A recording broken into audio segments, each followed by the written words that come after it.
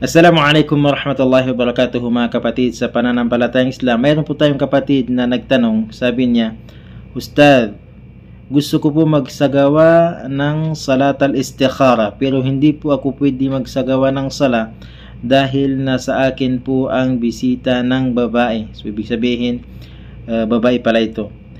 Ano po ang pwede kong gawin? Ang tanong na ito mga kapatid ay nasagot na po ito ng iilan sa ating mga ulama, sina Sheikh Bin Baz at saka iba pang mga ulama, na ang kanilang sagot sa ganitong sitwasyon, kapag ang babae ay gusto niya magsagawa ng salatul istikhara pero hindi siya makapagsagawa ng sala dahil nasa kanyang bisita ng babae, siya ay haid, so hindi na po siya magsasagawa ng sala at diretso na po siya magdua, mananalangin sa Allah subhanahu wa ta'ala.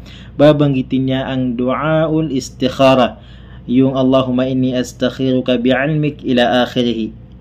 So hanggang dito na lamang. Assalamualaikum warahmatullahi wabarakatuh.